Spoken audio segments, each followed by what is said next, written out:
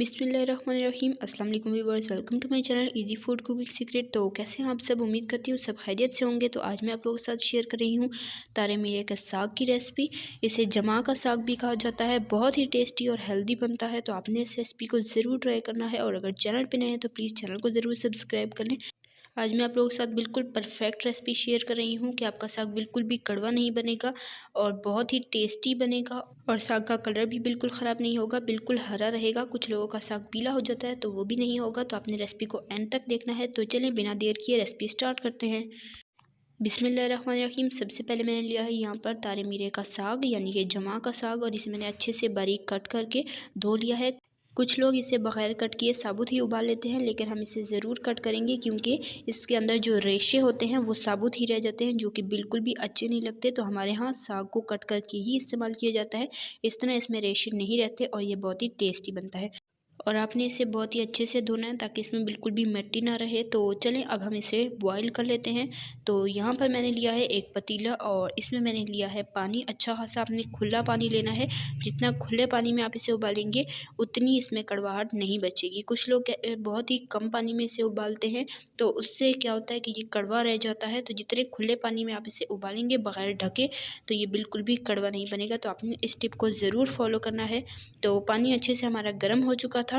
उसके बाद हमने इसमें साग शामिल किया है। ठंडे पानी में भी आपने साग बिल्कुल नहीं शामिल करना।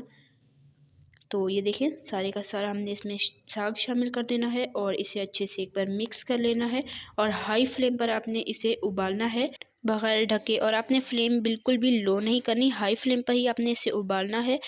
तो साग को उबालते हुए आपने इन सब बातों का बहुत ख्याल रखना है। तो अब साग में उबाल आ चुका है। अब हम इसे गलने तक पकने देंगे तकरीबन 8 से 10 मिनट तक और ये बहुत ही अच्छे से गल जाएगा। तो अब तकरीबन 8 से 10 मिनट हो चुके हैं। तो अब चेक कर लेते हैं साग अच्छे से गल चुका है। तो ये देखें, ये आप इसकी डंडी चेक कर लें, ये भी अच्छे से गल चुकी है। और ये आप पत्ता भी चेक कर लें, ये भी अच्छे से गल चुका है। पत्ता बिल्कुल अच्छे से गल जाना चाहिए। साग का पत्ता जो है वो थोड़ा सख्त होता है और इसकी डंडी थोड़ी नरम होती है। तो आपने पत्ते को एक बार ज़रूर चेक कर लेना है। तो साग हमारा अच्छे से गल चुका है। अब हम इसे एक छलनी की मदद से निकाल लेंगे। और आपसे रिक्वेस्ट है, अगर आप चैनल पर नए हैं तो प्लीज़ चैनल को ज़रूर सब्सक्राइब किया करें, साथ मौजूद बेल आइकन को भी प्रेस कर लिया करें ताकि आपको हमारी हर नई आने वाली वीडियो का नोटिफिकेशन सबसे पहले फ्री में मिल सके और आप हमारी कोई भी रेसिपी मिस ना कर सकें। तो यहाँ पर मैंने सारा साग छान कर निकाल लिया है और हाथ से दबा दबा कर इसका सारा पानी भी निकाल लिया है ताकि इसमें बिल्कुल भी कड़वाहट ना रहे। तो यहाँ पर मैं अब आपको दोबारा चेक करा लेती हूँ। तो ये देख लें आप कितने अच्छे से ये गल चुका है। तो चलें अब हम इसको ग्राइंड कर लेते हैं। और आप देख सकते हैं कि इसे हमने बग़ैर ढके उबाला है तो इसका कलर भी बिल्कुल ख़राब नहीं हुआ, ये बिल्कुल ग्रीन ही है। तो आपने भी इन सारी टिप को फॉलो करना है बग़ैर ढके और ठंडे पानी में बिल्कुल भी साग को नहीं शामिल करना और खुले पानी में उबालना है। तो आपका साग बिल्कुल भी कड़वा भी नहीं बनेगा और ग्रीन भी बनेगा।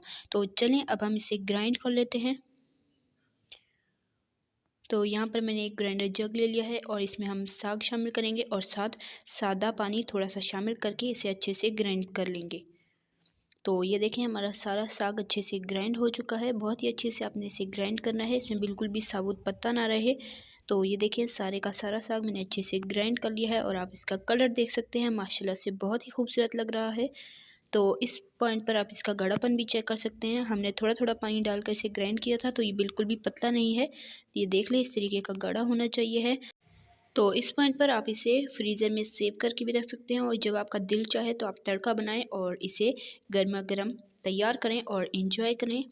तो हमारे पंजाब में इस साग को बहुत ही ज़्यादा पसंद किया जाता है और बहुत ही हेल्दी भी होता है। तो आपने भी इस रेसिपी को एक बार ज़रूर ट्राई करना है, इंशाल्लाह आपको भी ज़रूर पसंद आएगी। तो चलें अब हम इसका तड़का तैयार कर लेते हैं। तो यहाँ पर मैंने एक पैन लिया है और इसमें हम शामिल करेंगे घी। घी में हम तड़का बनाएंगे तो ये बहुत ही टेस्टी बनेगा। तो आपने भी घी में ही तड़का बनाकर देखना है, बहुत ही मज़े का बनेगा। और इसमें एक छोटे साइज़ की प्याज को हमने चॉप करके शामिल कर दिया है। ऑयल गर्म होने के बाद और मुसलसल चम्मच चलाते रहेंगे और इसे सौते कर लेंगे। तो अब तकरीबन 2 से 3 मिनट हुए हैं और हमारे प्याज बहुत ही अच्छे से सौते हो चुके हैं। अब इसमें हम एक हरी मिर्च शामिल करेंगे बिल्कुल बारीक काट के और साथ ही हम इसमें शामिल कर देंगे पिसी लाल मिर्च हाफ़ टेबल स्पून और इसके साथ हम इसमें शामिल कर देंगे नमक। नमक आप अपने जायके के हिसाब से ले सकते हैं, मैंने हाफ़ टी स्पून ली है और इसे अच्छे से एक बार मिक्स कर लेंगे। और साथ ही हम इसमें थोड़ा सा पानी भी शामिल कर देंगे ताकि मिर्चें जले नहीं और मसाले को हम बहुत ही अच्छे से भून लेंगे। तो मसाला हमारा बहुत ही अच्छे से भुना जा चुका है। तो अब हम इसमें शामिल करेंगे पिसा हुआ साग। ये साग मैंने 2 कप लिया है और 2 कप साग इसमें शामिल कर देंगे और इसे अच्छे से मिक्स कर लेंगे। तो हाई फ्लेम पर इसे अच्छे से 5 से 6 मिनट पका लेंगे। अब साग को पकते हुए तकरीबन 5 से 6 मिनट हो चुके हैं। अब इसमें शामिल करेंगे दूध 1 कप और इसे अच्छे से मिक्स कर लेंगे और थोड़ा गाढ़ा होने तक साग को पकने देंगे हाई फ्लेम पर बगैर ढके। अपने से ढकना नहीं है वरना इसका कलर ख़राब हो जाएगा, ये पीला हो जाएगा। तो बगैर ढके इसे गाढ़ा होने तक पकने देते हैं। तो अब तकरीबन 7 से 8 मिनट हुए हैं और अब आप देख सकते हैं कि साग बहुत ही अच्छे से हमारा बनकर तैयार हो चुका है। आपको इसकी कंसिस्टेंसी चेक करा देती हूँ। तो ये देखें, इस तरीके का गाढ़ा होना चाहिए, ना बहुत ज़्यादा पतला और ना बहुत ज़्यादा गाढ़ा। तो इस तरह की कंसिस्टेंसी बिल्कुल परफेक्ट है। तो चलिए अब इसे सर्व करते हैं और आपको दिखाते हैं इसकी फ़ाइनल लुक। तो इंशाल्लाह आपको भी ये आज की हमारी रेसिपी ज़रूर पसंद आई होगी। तो माशाल्लाह अल्हम्दुलिल्लाह से हमारा मज़ेदार सा तारा मीरा का साग बनकर तैयार हो चुका है। इसके ऊपर आप मलाई या देसी घी डालकर इसे सर्व करें और एंजॉय करें। तो मैंने इस पर मलाई डालकर इसे सर्व किया है। आपको मलाई पसंद है या देसी घी, जो भी पसंद है आप डालकर इसे सर्व करें और एंजॉय करें। तो उम्मीद करती हूँ कि आपको मेरी आज की रेसिपी ज़रूर पसंद आई होगी। पसंद आई है तो वीडियो को लाइक कर दें, शेयर कर दें अपने फ्रेंड एंड फैमिली मेम्बर्स के साथ। और चैनल पर रहें तो प्लीज़ चैनल को ज़रूर सब्सक्राइब किया करें, साथ मौजूद बेल आइकन को भी प्रेस कर लिया करें ताकि आपको हमारी हर नई आने वाली वीडियो का नोटिफिकेशन सबसे पहले फ्री में मिल सके। और कमेंट में अपनी राय का इज़हार ज़रूर किया करें कि आपको मेरी रेसिपीज़ कैसी लगती हैं। तो बीफ रेसिपीज़ के लिए, पुलाव रेसिपीज़ के लिए, टेस्टी एंड यमी रेसिपीज़ के लिए, ईजी रेसिपीज़ के लिए, स्नैक्स रेसिपीज़ के लिए मेरे चैनल का विजिट करें। आपको हर तरह की रेसिपी मिल जाएगी। तो इंशाल्लाह फिर मिलेंगे नेक्स्ट रेसिपी में। तब तक के लिए अल्लाह हाफ़िज़। अपना रखिएगा बहुत सारा ख्याल, दुआ में याद रखिएगा। अल्लाह हाफ़िज़।